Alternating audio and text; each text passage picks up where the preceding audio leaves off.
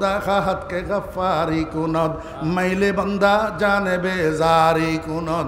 আরে আল্লাহ যখন কোনো বান্দাকে মাফ করে দেওয়ার ইচ্ছা করে, আল্লাহ যখন কোনো বান্দাকে মহব্বত করে, আল্লাহ যখন কোনো বান্দার জন্য এরাদায়ে খায়ের করে, ওই মানুষটার দিলে রে আল্লাহ পাক রব্বুল আলামিন কান্নার দিকে ঝুঁকাইয়া দে। হাত উঠাইলেই চোখের পানি বুরবুর বুরবুর বুরবুর করিয়া পড়ে। খুদা খাহাত কে গফারি কুনদ মাইলে বান্দা জানে বেজারি কুনদ।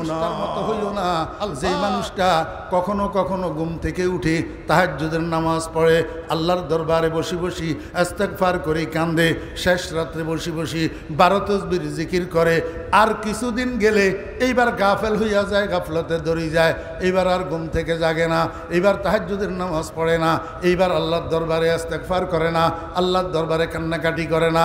তুমি এই মানুষটার মতো হইও না। আল্লাহর হাবিব জনাব রাসূলুল্লাহ সাল্লাল্লাহু আলাইহি ওয়াসাল্লাম বলেন, আমার উম্মতেরা আলাইকুম বিকিয়ামিল লাইল, আমার উম্মতেরা তোমরা শেষ রাত্রে সজাগ হইয়া আল্লাহ বিল্লাহ করাটাকে কম্পালসারি বানাইয়া নাও, তাহাজ্জুদের নামাজ পড়াটাকে কম্পালসারি বানাইয়া নাও, শেষ রাত্রে আল্লাহর দরবারে বসি বসি কান্নাকাটি করি গুনাহ মাপ চাওয়াকে কম্পালসারি বানাইয়া নাও।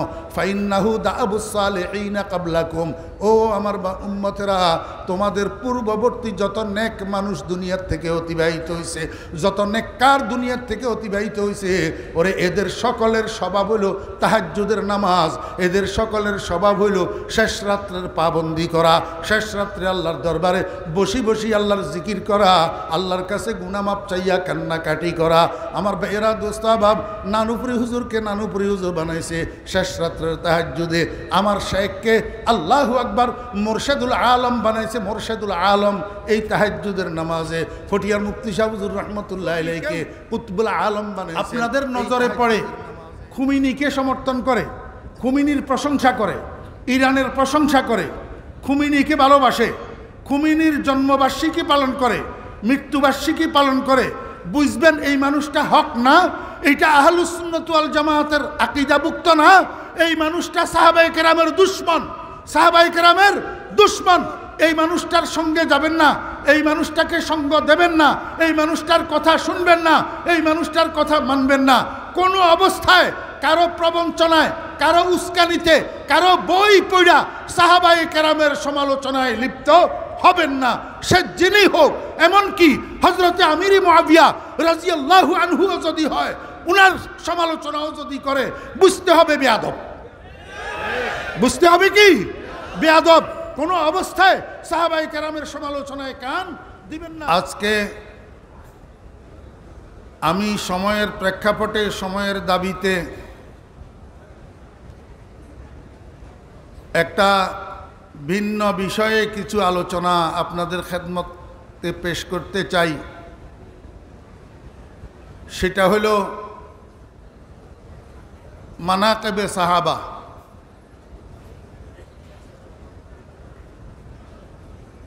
সাহাবীদের মর্যাদা।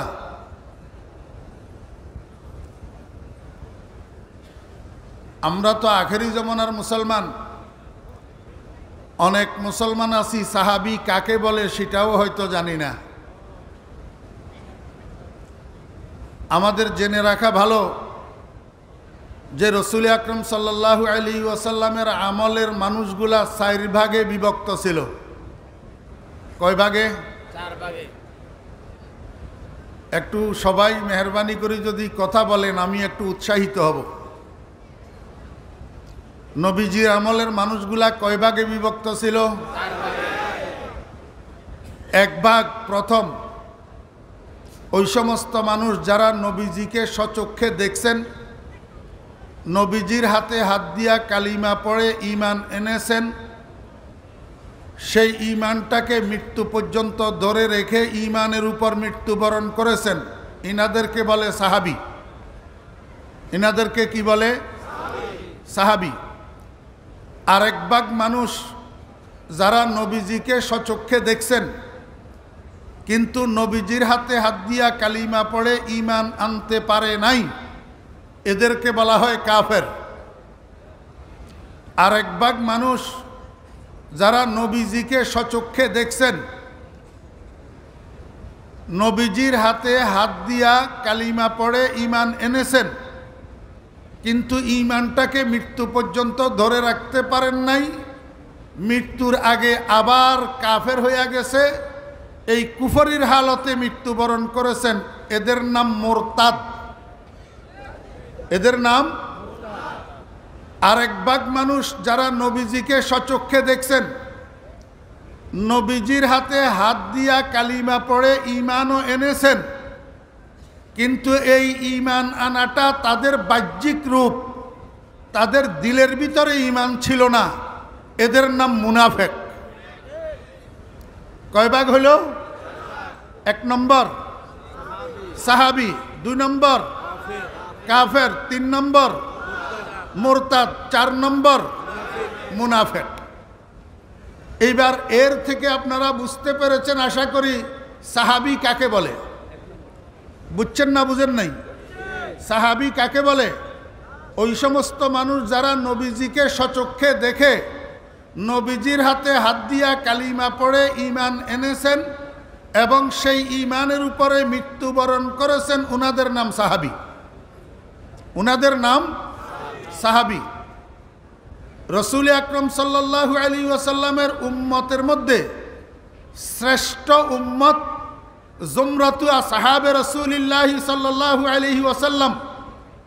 নবীজির উম্মতের মধ্যে শ্রেষ্ঠ উম্মত নবীজির সাহাবীগণ। নবীজির সাহাবীগণ। নবীজির সাহাবীগণের এক একজন সাহাবীর মর্যাদা কত!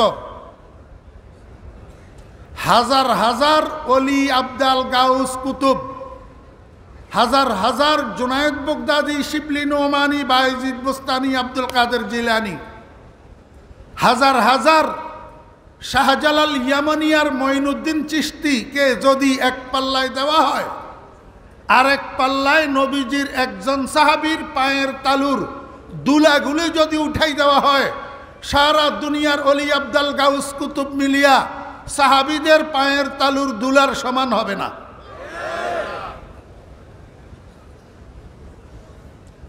সদহাজারা শিবলিও সদহা জুনায়েদ,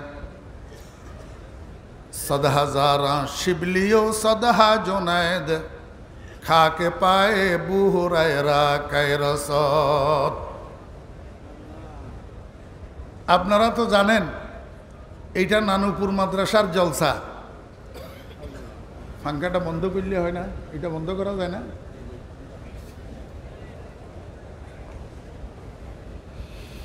এটা নানুপুর মাদ্রাসার জলসা। এখানে সব আলোচকদের সময় স্বল্প, অতএব লম্বা চূড়া কথা বলা যাবে না।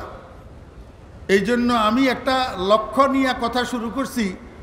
আমার লক্ষ্যে পৌঁছাইতে হবে, আমাকে একটু তাড়াহুড়া করে বলবো, আপনারা একটু দয়া করে মনোযোগ সহকারে শুনতে হবে। আর এই মাহফিলের মধ্যে এইটা বলা অতীব জরুরি, যেহেতু এখানে সারা বাংলাদেশের মানুষ আছেন। এতগুলা মানুষকে, সারা বাংলাদেশের মানুষকে এইরকম এক জায়গায় একত্রে পাওয়া যায়, এইরকম সুযোগ সবসময় মিলে না।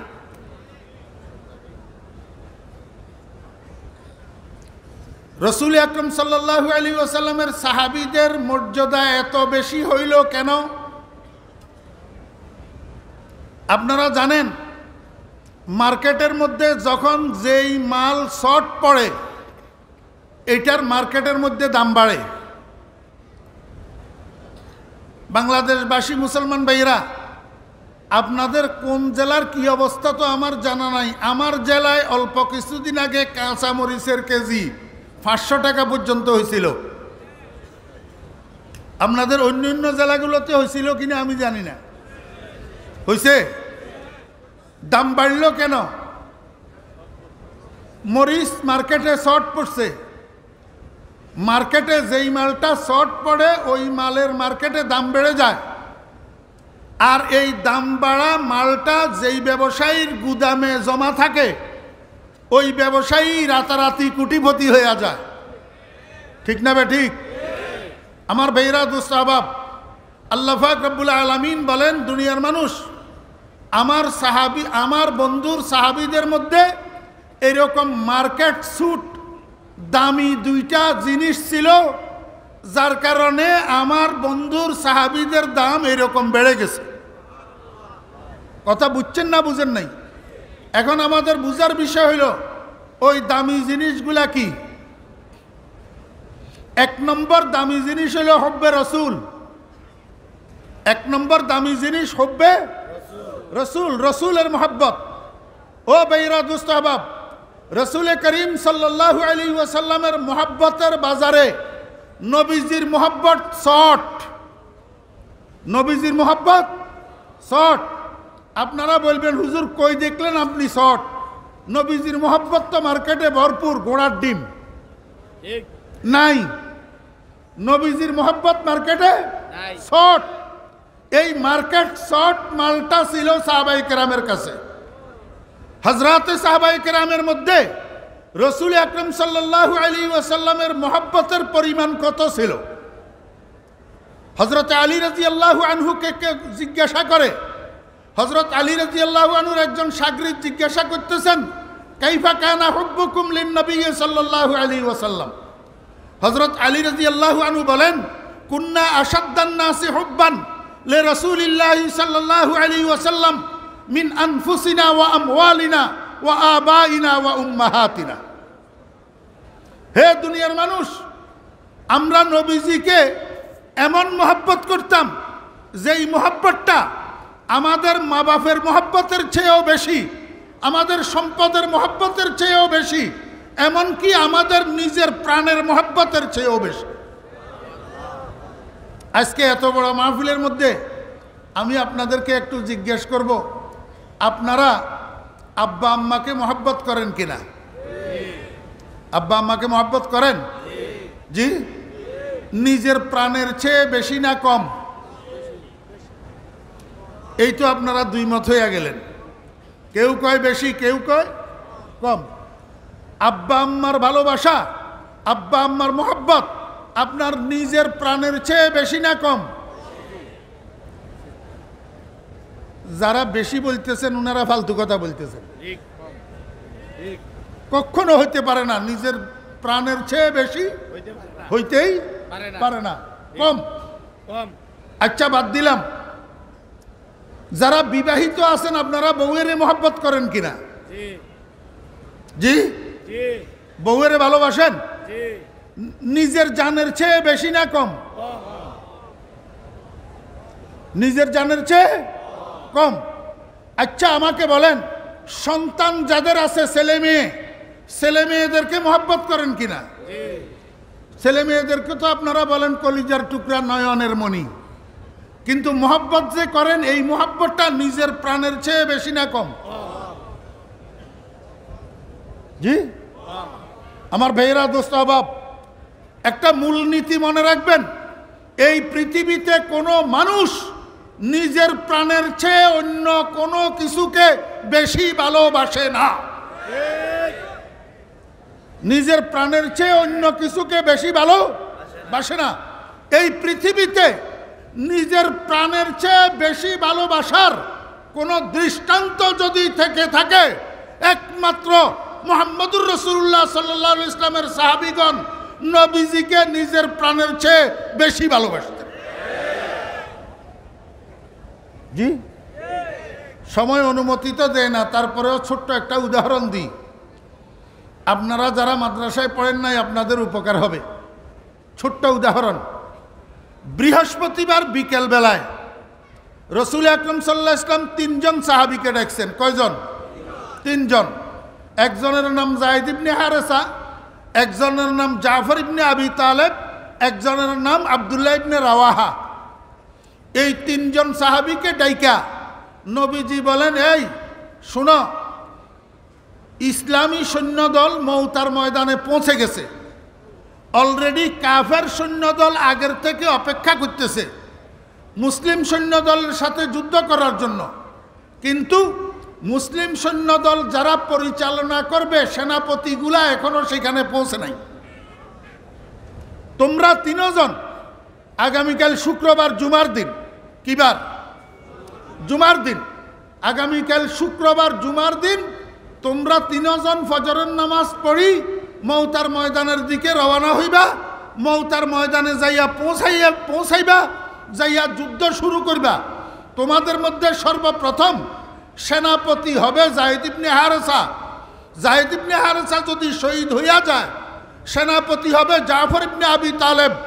জাফর ইবনে আবি তালেব যদি শহীদ হইয়া যায়, সেনাপতি হবে আব্দুল্লাহ ইবনে রাওয়াহা।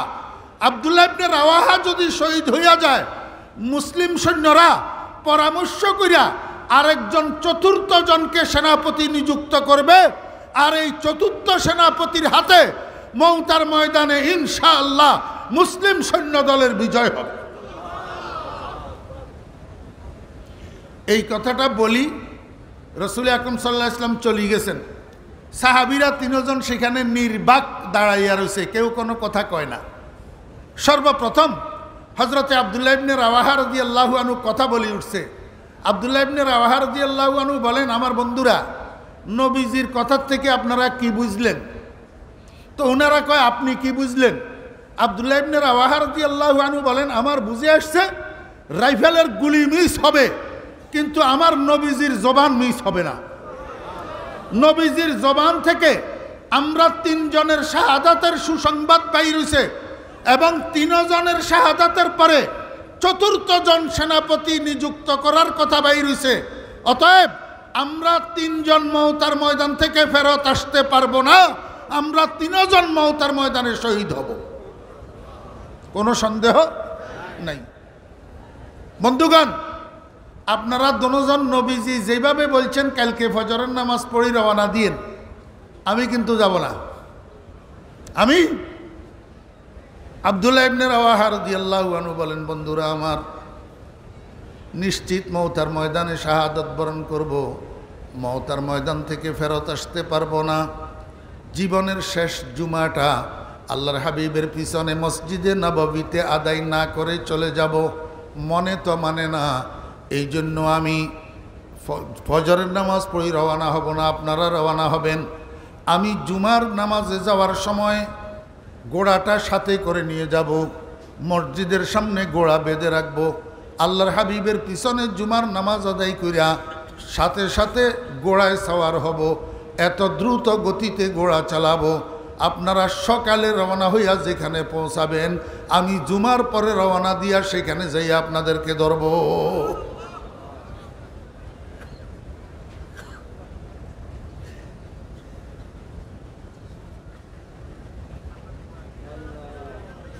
বুঝলাম না, ইনি কি মাদ্রাসার পক্ষ থেকে নিয়োজিত? Don't disturb me.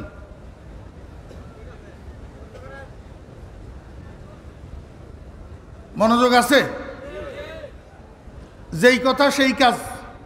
ফজরের নামাজ পড়ি যায়েদ ইবনে হারেসা, জাফর ইবনে আবি তালেব রাদিয়াল্লাহু আনহুমা দুজন রওনা হইয়া গেছেন।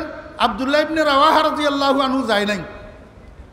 ঠিক জুমার আজান হইছে, আব্দুল্লাহ ইবনে রাওয়াহা রাদিয়াল্লাহু আনহু গোড়াটা মসজিদ নববীর সামনে বাঁধি মসজিদের মধ্যে যাইয়া ঢুকছে। সরকার দু আলম জনাবে মুহাম্মদুর রাসূলুল্লাহ সাল্লাল্লাহু আলাইহি ওয়াসাল্লাম মিম্বরের উপরে খুতবা দিতেছেন।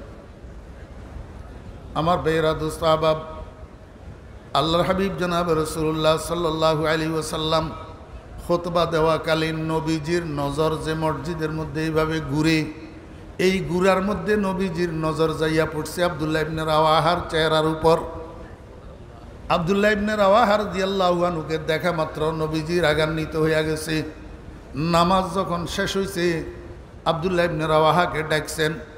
ডাকিয়া কয়, আব্দুল্লাহ ইবনে রাওয়াহা, তোমার বাকি দুইজন সাথীকে দেখা যাইতেছে না, নিশ্চয় তারা আমার হুকুম মানিয়া ফজরের পরে রওনা হইয়া গেছে, তুমি কেন গেলা না? হযরতে আব্দুল্লাহ ইবনে রাওয়াহা রাদিয়াল্লাহু আনহু রাসূল আকরাম সাল্লাল্লাহু আলাইহি ওয়াসাল্লামের চেহারা মোবারকের মধ্যে রাগ দেখছে। রাগে নবীজির চেহারা মোবারক লাল হইয়া গেছে। হাদিসের রাবি বর্ণনা করতেছে, মনে হয় যেন কেউ নবীজির চেহারার উপরে আনারের রস ছিটাইয়া দিছে, এইরকম লাল হইয়া গেছে নবীজির চেহারা মোবারক রাগে। এই অনুভূতি যখন আব্দুল্লাহ ইবনে রাওয়াহার মধ্যে ঢুকছে, আব্দুল্লাহ ইবনে রাওয়াহার কলিজা সিরিয়া যাওয়ার উপক্রম হয়েছে।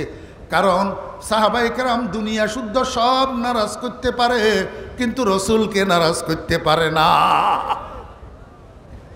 আমরা তো রসুলকে 1000 বার নারাজ করতে পারি, কিন্তু বন্ধু না বান্ধব প্যান্ট সালকের নারাজ করতে পারি না।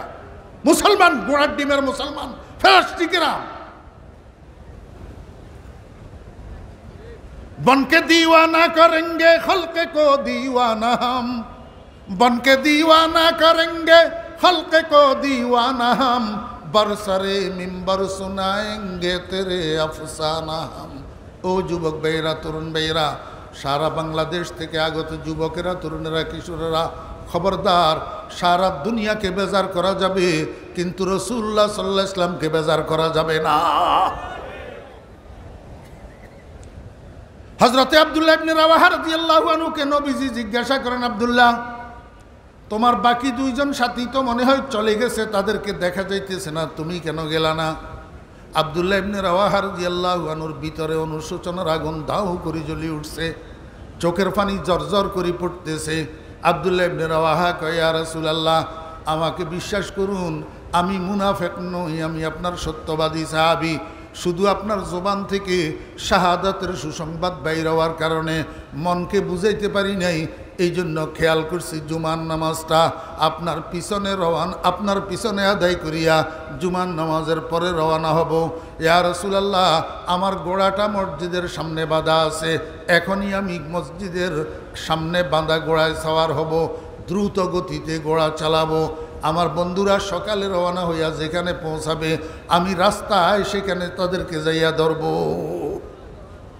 আল্লাহর হাবিব জনাব রাসূলুল্লাহ সাল্লাল্লাহু আলাইহি ওয়াসাল্লাম বলেন, ও আব্দুল্লাহ ইবনে রাওয়াহা, আমি বিশ্বাস করলাম তুমি সত্যবাদী, তোমার কথা ঠিক, কিন্তু তারপরেও একটা কথা মনে রাখিও, সকালে বাকি দুজন রওনা হইয়া যেই সওয়াবের মালিক হইয়া গেছে, তুমি আসমান জমিনের মধ্যবর্তী খালি জায়গা ভর্তি হইয়া যায় মতো সম্পদের মালিক যদি হইয়া যাও, আর এই সমস্ত সম্পদ যদি আল্লাহর রাস্তায় সদকা করে দাও, তারপরেও সকালে রওনা হওয়ার যে সওয়াব তার ধারে কাছেও যাইতে পারবে না।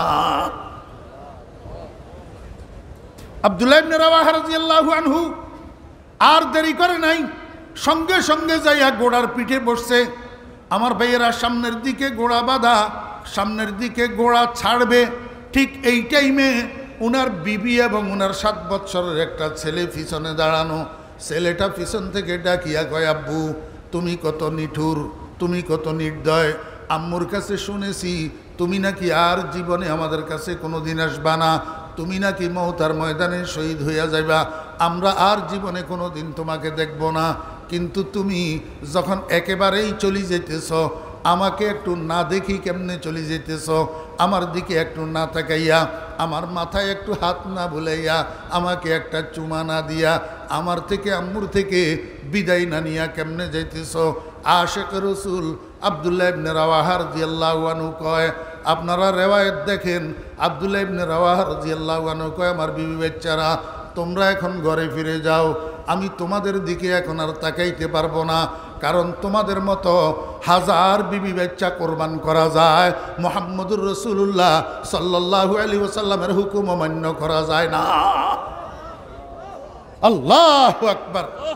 আমার ভাইয়েরা, দুস্তাহাব, হযরতে আব্দুল্লাহ ইবনে রাওয়াহা রাদিয়াল্লাহু আনহু ইতিহাস সাক্ষী, পিছনের দিকে তাকায় নাই, বিবি বাচ্চার দিকে ঘুরে তাকায় নাই, সোজা গোড়া সাইডছে আর মওতার ময়দানে যাইয়া জিহাদে অংশগ্রহণ করছে।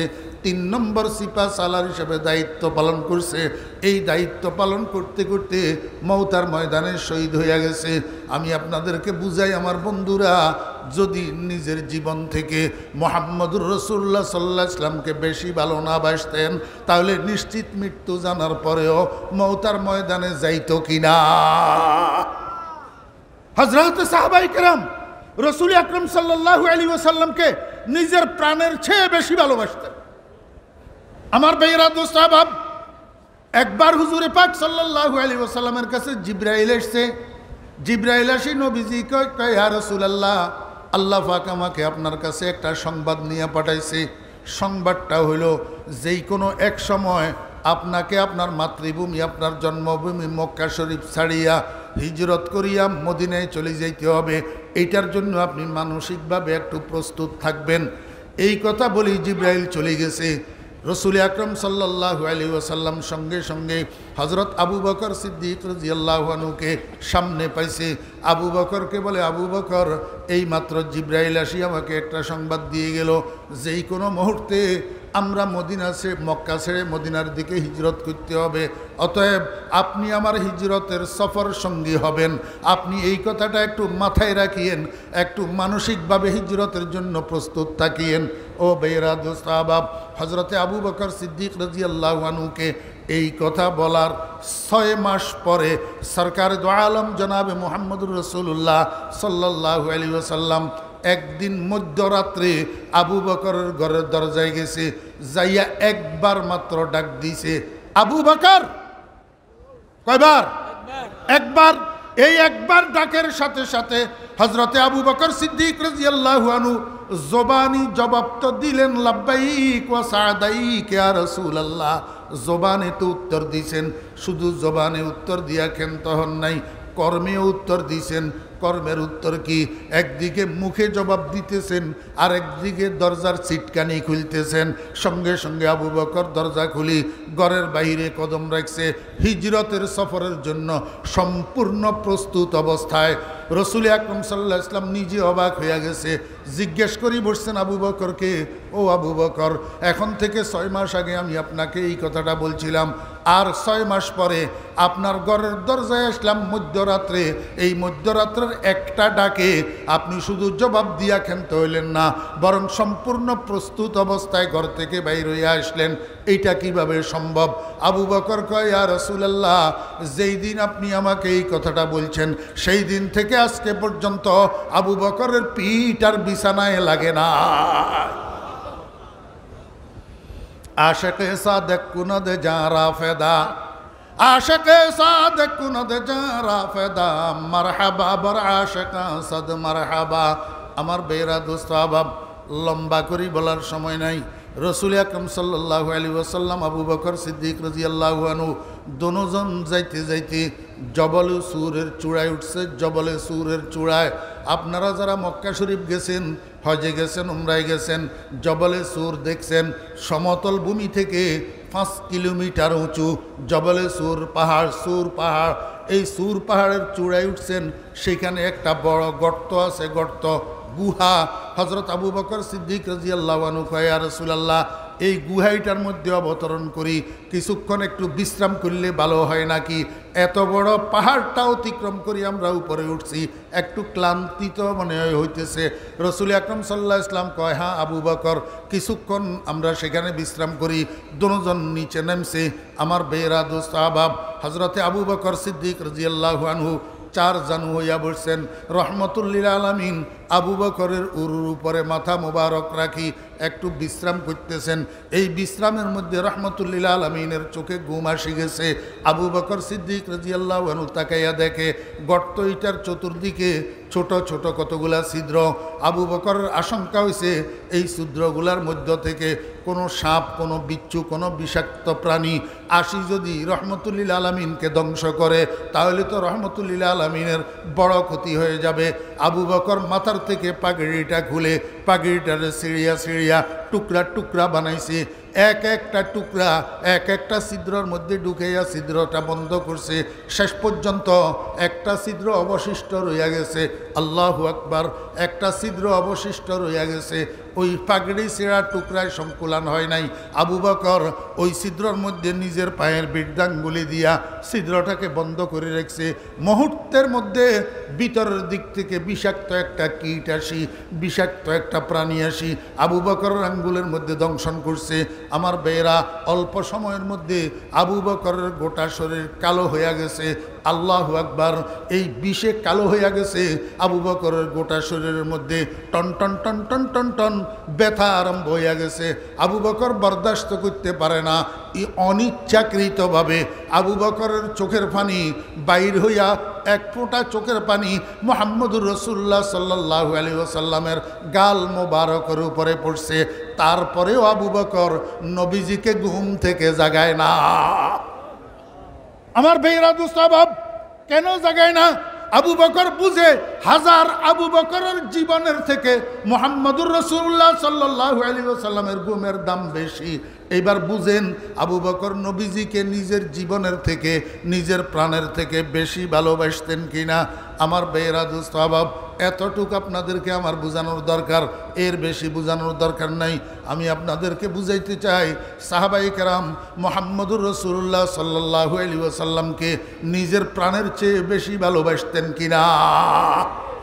জি, সাহাবায়ে কেরাম রাসূল আকরাম সাল্লাল্লাহু আলাইহি ওয়াসাল্লামকে বেশি ভালোবাসতেন। এই সাহাবায়ে কেরামের মধ্যে সবচেয়ে বেশি ভালোবাসতেন আবু বকর সিদ্দিক। সবচেয়ে বেশি ভালোবাসতেন আবু বকর সিদ্দিক। আর রসুলের কসরতে মোহাব্বত এইটা হলো মেয়ার ফজিলতে সাহাবার জন্য। এই জন্য আবু বকর আফজালুন নাস বাদাল আম্বিয়া, আফজালুন নাস। আমার ভাইরা দোস্ত আহবাব, এই শুনেন, মনোযোগ আছেনি? শান্ত মস্তিষ্কে একটা কথা বুঝেন। আমাদের দেশের ডাক্তারেরা রোগী দেখার জন্য যে সাইনবোর্ড দেয়, ওই সাইনবোর্ডের মধ্যে লেখে শনিবার থেকে বৃহস্পতিবার পর্যন্ত বিকেল 3টা থেকে রাত 8টা পর্যন্ত রোগী দেখা হয়। ওই ব্র্যাকেটে শুক্রবার লিখি দে, ব্র্যাকেটে কি লিখি দে? শুক্রবার। তার মানে শুক্রবারে রোগী দেখা হবে না, শুক্রবারে রোগী দেখা বন্ধ। আমার ভাইরা, সাহাবায়ে কেরাম রাসূল আকরাম সাল্লাল্লাহু আলাইহি ওয়াসাল্লামকে নিজের জীবনের থেকে বেশি ভালোবাসতেন। এই কথাটার মধ্যে কোনো ব্র্যাকেট আসেনি? জি, কেন ব্র্যাকেটে আমিরে মুআবিয়ার নাম লেখা নাই? কথা কয় না। ব্র্যাকেটে আমিরে মুআবিয়ার নাম লেখা আসেনি? নাকি আমিরে মুআবিয়া এই হুকুমের মধ্যে দাখিল? আমিরে মুআবিয়া এই হুকুমের মধ্যে দাখিল না। আমিরে মুআবিয়া রাসূলের হাতে কলমা পড়ি ঈমান আনে নাই। আমিরে মুআবিয়ার মরণ ঈমানের উপরে হয় নাই। তাহলে তুই ফেতুন্নির হুত ফেতুন্নি 1450 বছর পরে আমিরে মুআবিয়া সম্পর্কে কটূক্তি করার অধিকার তোকে কে দিছে? কে দিছে অধিকার তোকে? তুই কে হযরত আমির মুআবিয়া রাদিয়াল্লাহু আনহুকে জালেম বলার? তুই কে আমির মুআবিয়া রাদিয়াল্লাহু আনহু সমালোচনা করার? আমির মুআবিয়া রাদিয়াল্লাহু আনহু নবীজির সাহাবী। আজকের দুনিয়াতে যত মানুষ আছে সমস্ত মানুষকে এক পাল্লায় উঠাই দিলে আমিরে মুআবিয়ার পায়ের তালুর ধুলা যদি আরেক পাল্লায় উঠাই দেওয়া হয়, খোদার কসম সারা দুনিয়ার মানুষ মিলিয়া আমিরে মুআবিয়ার পায়ের তালুর ধুলার সমান হবে না। বিয়াদব। আমার ভাইরা দোস্ত আহবাব, আপনারা প্রশ্ন করতে পারেন, হুজুর আজকে আপনি এই বিষয়টা লইলেন কেন? এটা লইছি এই জন্য, রাসূল আকরাম সাল্লাল্লাহু আলাইহি ওয়াসাল্লাম বলছেন, ইজা যাহারাতিল ফিতানু ওয়াল বিদআউ ওয়া সুব্বাত আসহাবি ফালইউযহিরিল আলিমু ইলমা। সর্বসাধারণ মুসলমান ভাইরা, এই হাদিসটার অনুবাদের দিকে একটু ভালো করে খেয়াল করেন। এতেরে কান্দরি বসাইতে তো এতেরে বেয়াদব। মনোযোগ আসেনি? সর্বসাধারণ ভাইয়েরা, আপনারা মনোযোগ সহকারে এই হাদিসটার অনুবাদটা একটু শুনেন। নবীজি বলেন, এখানে স্টেজ ভর্তি উলামায়ে কেরাম, আমারে 50 বছর পড়াইতে পারে যে এমন আলেম এখানে আছে, আপনারা চিনেন না, আমি তো চিনি। যদি আমি ভুল হাদিস বলি আর হাদিসের অনুবাদ ভুল করি, উনারা আমাকে গলা টিপি ধরবে না? জি। ক্বালা রাসূলুল্লাহ সাল্লাল্লাহু আলাইহি ওয়াসাল্লাম, ইজা যাহারাতিল ফিতানু ওয়াল বিদআউ। হে আমার উম্মতগণ, যখন সমাজের মধ্যে দেখবা ফিতনা চড়াইতেছে, বেদাত চড়াইতেছে, ওয়াসুব্বাত আসহাবি, এবং আমার সাহাবীদের কটূক্তি করা হইতেছে, আমার সাহাবীদের সমালোচনা করা হইতেছে, আমার সাহাবীদেরকে গালিগালাজ করা হইতেছে, ফালইউযহিরিল আলিমু ইলমা। এমত অবস্থায় যারা আলেম আছো, মাদ্রাসায় সাহাবীদের মর্যাদা সম্পর্কে পড়ছো, পড়াইছো, সাহাবীদের মানাকিব সম্পর্কে পড়ছো, পড়াইছো, যাদের সাহাবীদের মানাকিব মর্যাদা ফজিলত জানা আছে, তোমরা এইটা সর্বসাধারণ মানুষের কাছে বয়ান করো, প্রকাশ করো। কাকে বলছেন? আলেমদেরকে। কাকে বলছেন? আলেমদেরকে। আপনারা বলেন, আমি ফরিদউদ্দিন মানাকিবে সাহাবা মাদ্রাসায় পড়ছি না পড়ি নাই? পড়াইছি না পড়াই নাই? আমার কাছে 15 বছর আপনাদের দোয়ার বরকতে নাউজুবিল্লাহ, আমি ফুটকানির জন্য বলতেছি না, আপনাদেরকে বোঝানোর জন্য বলতেছি। 15 বছর আমার সামনে বুখারী শরীফ লইয়া ছাত্ররা বসছে, আর এই বুখারী শরীফ জিলদে সানির মধ্যে মানাকিবে সাহাবা আছে না নাই? তাহলে আমি পড়াইছি না? আমি পড়ছি, পড়াইছি। তাহলে নবীজির দেওয়া দায়িত্ব আমার কাঁধে বর্তায় কিনা? সাহাবীদের মর্যাদা, সাহাবীদের সম্মান সর্বসাধারণের সামনে উঠাই দেওয়া আমার কাঁধে পড়ে কিনা? আমার ভাইরা দোস্তাবাব, শুধু মাদ্রাসায় পড়ছি পড়াইছি নয়, বরং আপনারা তো জানেন এইখানে বাংলাদেশের যত ডিস্ট্রিক্টের লোক আসছেন, আপনারা ফরিদউদ্দিনকে চিনেন। প্রত্যেক ডিস্ট্রিক্টে বয়ানের সুবাদে ফরিদউদ্দিনের যাওয়া আসা আছে। অতএব ফরিদউদ্দিন যদি বাংলার মানুষকে সাহাবীদের মর্যাদা না বলে, নবীজি কি কয় শুনেন, ওয়ামান লাম ইয়াফআল, যে আলেম এই কাজ না করবে, ফাআলাইহি লানাতুল্লাহ ওয়াল মালাইকা ওয়ান নাসি আজমাইন, সেই আলেমের উপর আল্লাহর লানত, ফেরেশতাদের লানত এবং সমস্ত সাহাবী প্রেমিক মানুষদের লানত। এখন আমি কি বলবো, না লানত কান্দে নেব? আমি কি বলবো, না নবীজির বদদুয়ার বাগী হব? আমাকে বলেন আপনারা। আমার ভাইরা দোস্তাহবাব, আমাদের দেশে এই সাহাবীর সমালোচক আছে না নাই? যারা সাহাবীদেরকে গালি দেয়, তাদের সাথে মিতালি পাতার লোক আমাদের দেশে আছে না নাই? আমার ভাইরা দোস্তাহবাব, সাহাবীদেরকে গালি দেয়। বর্তমান বিশ্বে একটা রাষ্ট্র আছে যেটার নাম ইরান।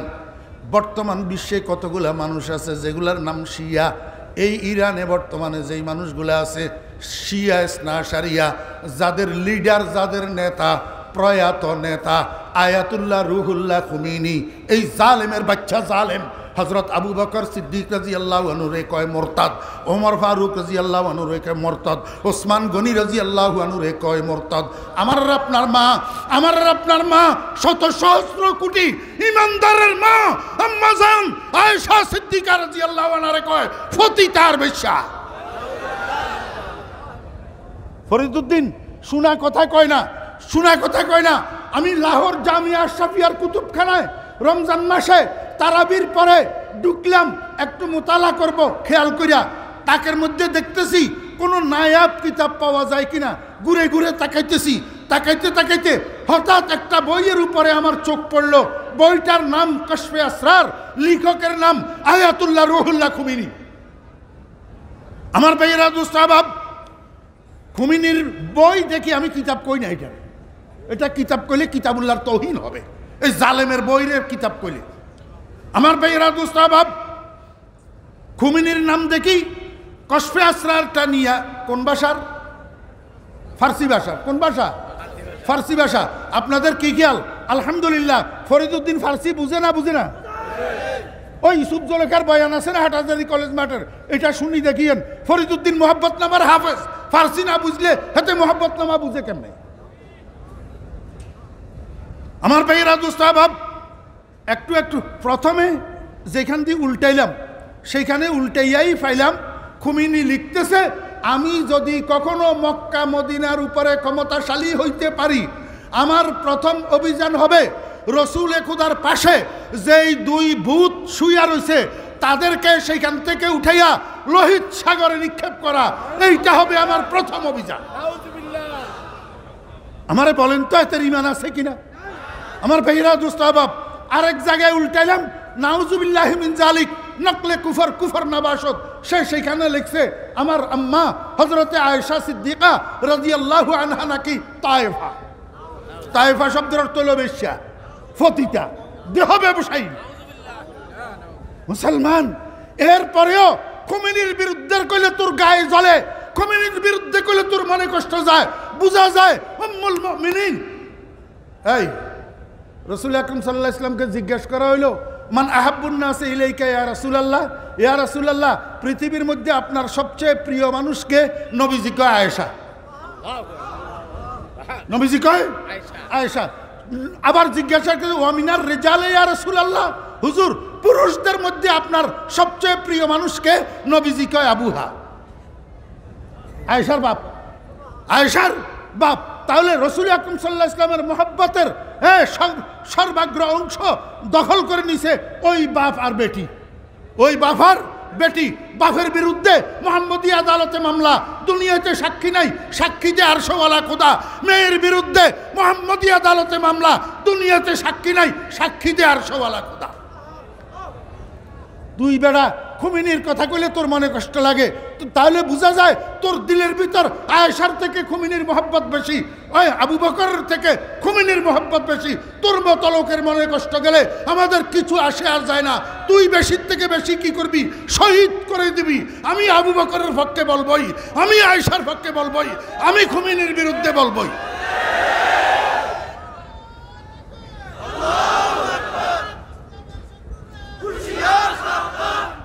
আরে স্লোগানও দিতে জানোস না বেটা, এই মুহূর্তে স্লোগান দিবি কাফের কাফের শিয়া কাফের, কাফের কাফের খুমিনির অনুসারীরা কাফের।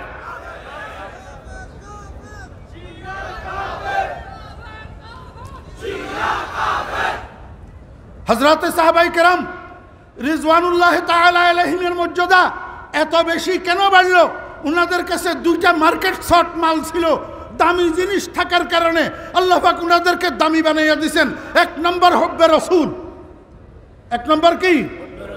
দুই নম্বর মনোযোগ আসেনি? কানু কলিলাম মিনাল লাইলি মা ইয়াহজাউন ওয়া বিল আসহারি হুম ইস্তাগফিরুন।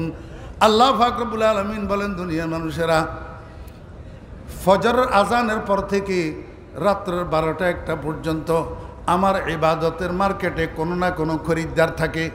একেবারে মার্কেট ঠান্ডা হয় না।